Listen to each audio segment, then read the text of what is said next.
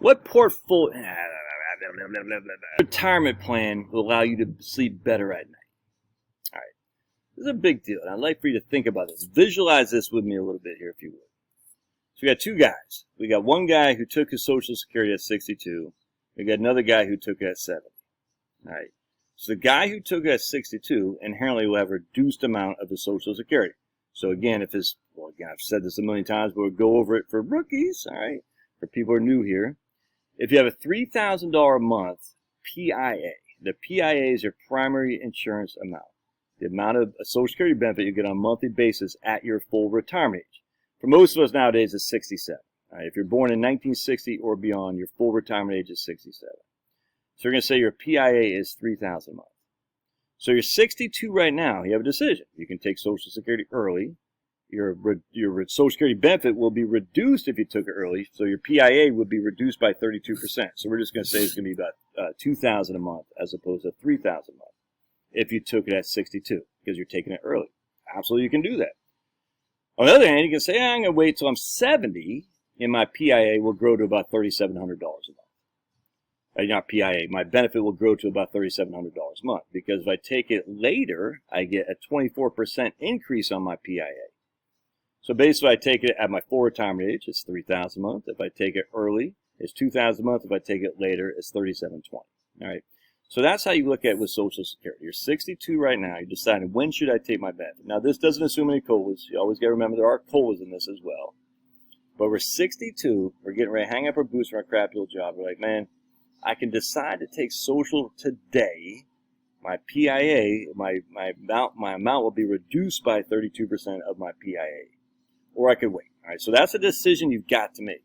So you're sitting there thinking, okay, well, if I wait, I have to draw down my portfolio in order to live. I mean, I need some money. It's got to come from someplace.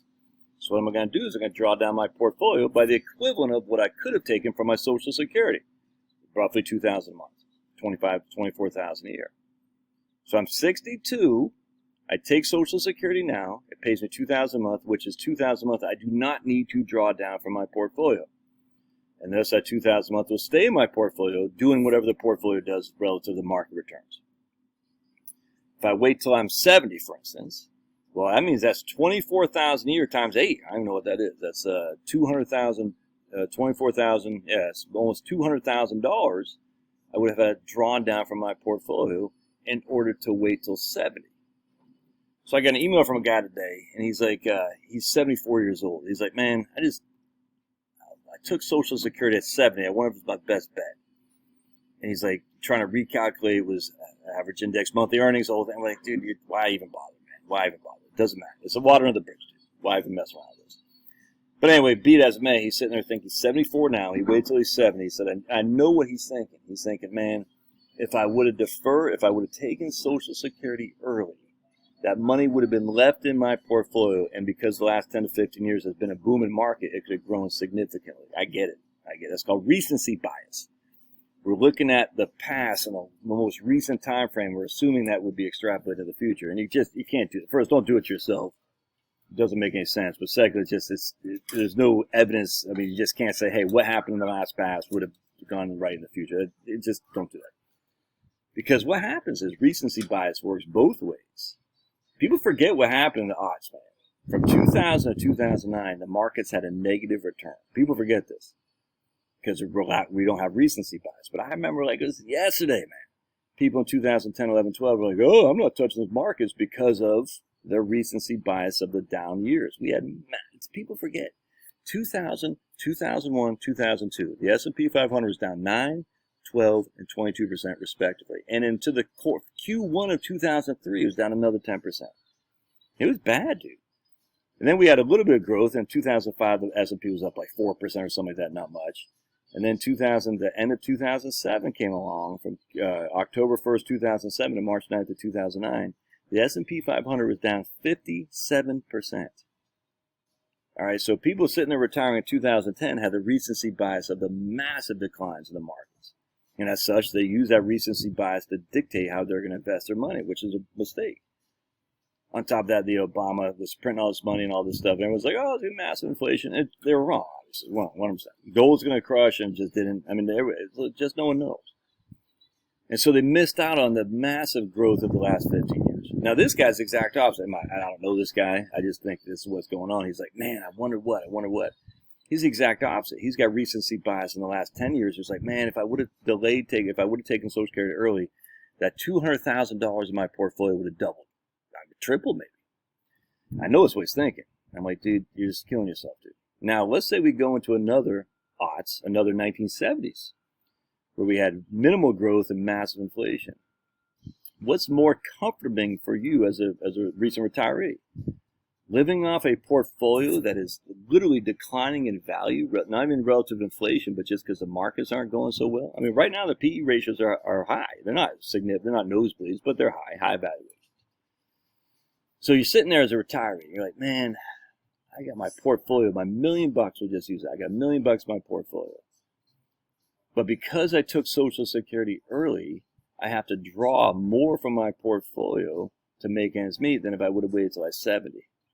Remember, if you took it at 62, you're drawing $24,000 a year in Social. If you wait till you're 70, you're not quite getting $48,000. But we'll just use that because it's easy for my lump of coal in my brain here. So you have to double the amount you're pulling from your portfolio at 60. If you took it at 62, then 70. But the thing is, that doesn't consider what markets do. Markets are not rational, man. They're just not.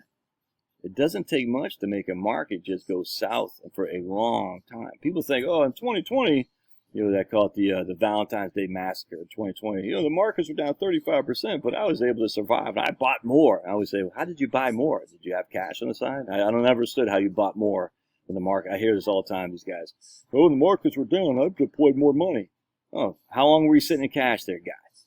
Because you deployed more money, that means you had a bunch of cash on the side, which means it wasn't invested for the last 10 to 15 years. Anyway, so we had a 33-day market decline. That's no big deal. The typical market decline happens every 4 to 5 years, a 20 to 25% market bear. And sometimes it takes 33 days like it did in 2020. Sometimes it takes 3 years and a quarter like 2000, 2001, and 2002. 18 months, 2007, 2009. It can get ugly. And when you're retired and you see your portfolio declining by that kind of amount, man, you're in a world of hurt. There's no other way around it. Yet, on the other hand, the guy who waited to take Social Security, this is what Social Security is. It's an insurance. It's insurance. It protects you from catastrophes. It doesn't say you're going to get more growth, more bang for your buck. It protects you against catastrophes. And this is what I always say here. I said, man, when you're retired, you've got to protect yourself against catastrophes. Accumulation is a young man's game. All right? You're in decumulation mode, which means you're worried about the markets being able to continue to provide you your income. Accumulation is no longer, I'm not saying we don't want to get our money to grow. I'm just saying, man, insurance is to protect you against catastrophes. Catastrophe a la 1973, 1974, the whole 1966 to 1982 time frame. 2000, 2001, 2007, 8, 9. That's what Social Security does.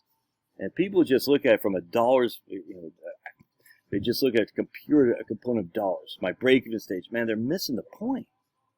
The point is what allows you to sleep best at night when you're retired. It's an insurance program that has a cost of living adjustment. And people say, oh, they're gonna deflate Social Security by 20%. All right, that's never gonna happen. Let's just say they did. Hell, dude, markets deflate by 20% every 3 to 4 years. It's crazy. Then we had the bond market in 2022. It had the worst market year ever. Nothing comes close. And who predicted that? Nobody. Bill Gross didn't predict that. None of these guys did. You see what I'm saying? Could that happen again? I don't think so. But we have now witnessed significant bear markets in the last 20 years or so. What did not have a bear market was Social Security. It's just that simple. So visualize that, man. Visualize that. Say to yourself, I wonder if I sleep better at night if I had more Social Security and less portfolio, or if I had more portfolio and less Social Security. What would give you better time to sleep? I guarantee it's going to be more Social Security. And something to think about. All right. God bless. That'll be your thoughts. We'll see you.